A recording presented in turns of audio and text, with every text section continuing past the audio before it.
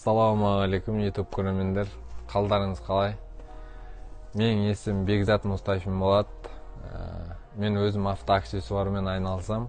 Оптом розницу айналысамыз. Каспий магазинмен сатып келатыр. Қазір жақсы сатылымдар болып отыр. Сол үшін қазір Каспий магазин туралы жалпы мен ғана емес, жалпы осы Қазақстанда тұрып жатқан адам барлығы сатқанын қалаймын. Барлығы бір нәрсемен айналысса, бір кәсіппен, әр қазағым, Қазақстанда тұрған әр азамат бай болса дейміз. Біздің басқа да видеоларды көру үшін арттағы видеоларды көрсеңіз болады. Каспий туралы.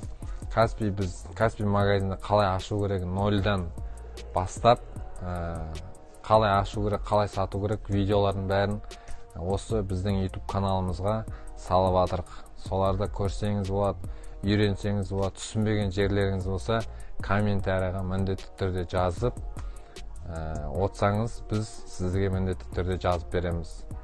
Бізде алдағы видеоларда, алдыда промо эфирі болады. Сол кезде сіздер жіберіп алмаңыздар. Оны айтамыз, қай кез болатынын. Сол кезде сол сұрақтарыңызды да тікелей қоя аласыздар. Ал бүгінгі тақырып Каспий туралы маған көп адамдар жазады. Рет бізде қай кезде ашылады? Ретпен біз Каспий магазин ашсақ, рет бізде ашылама? Ретпен біз сатып бөліп адамдарға сатып төлей аламыз, бөліп төлеуге мүмкіндік бере аламыз адамдарға деп солай көп сұрақтар келіп жатыр. Сол туралы жауап беретін боламыз. Олай болса кеттік. Достар, міне Каспий рет туралы бүгін тақырып. Каспий рет қосқанда қай кезде ашылады? Каспий рет сол туралы маған сұрақтар қояды. Каспий рет сізде, мысалы Каспий магазинге товар салдыңыз, бірінші күн салдыңыз, екінші, үшінші күн, мысалы үшінші күн заказ түсті дейік сізге. Заказ түскен кезде клиент таңдайды ол жерден 3 айға төлеп алса болады, или ретпен алса болады, или 6 айға төлеп алса болады. Ол Каспий магазинге товарыңызды салған кезде сізде бірінші күннен бастап клиент уже сізде рет, Каспий рет и 6 айға рассрочка ол жерде сразу автоматически Каспий магазин өзі ашып береді. Ол жерде ашып, сіздің Каспий магазин арқылы келсе клиент сізден ала алады солай бөліп төлеуге. Ал сізде товарыңыз сатып жатсыз, мысалы 100 мың теңгенің товарын саттыңыз, клиент келіп тұр, сіз ретпен бөліп төлеуге алуға бола ма дейді.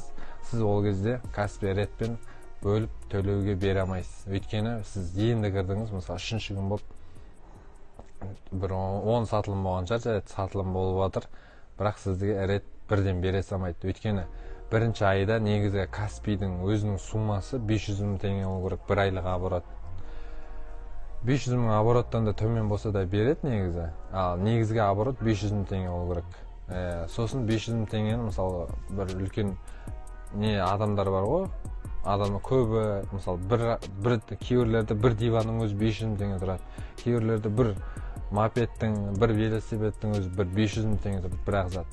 Мысалы сонда үлкен суммада сатса, ол клиентке сразу бере қоймайды рет. Өйткені ол бір ақ адамға бір ақ зат сатты. Ода уже торговля жоқ, сауда жоқ деген белгіде. Сіз қанша теңге сатқаныңыз маңызды емес, қанша теңгеге. Сіз маңызды қанша адамға сатқаныңыз ол жерде көрдіңіз бе? Количество ол жерде рөлін ойнайды. Сол үшін көп адамдарға сатыңыздар. Әртүрлі суммамен, аз суммамен сатса да, көп суммамен сатса да, ол кезде көп не жоқ, айырмашылық жоқ. Самый главный, міндетті түрде 500 мың теңгеден көп болса, жақсы негізі. Сол кезде сіздерге Каспий рет ашылады. Достар, сіздермен болған Бекзат Мұстафин. Менің каналыма жазылып, және де лайк басып, сұрақтарыңыз болса, міндетті түрде комментарияға жаза кетіңіздер. Біздің видео көп таралу үшін көп адамға көрсетіңіздер. Біз сіздерден соны сұраймыз. Сіздерге көмегім тисе қуаныштымын. Комментарий жазып, жан-жаққа таратыңыздар. Келесі видеода кездескенше достар, қош сау болайық.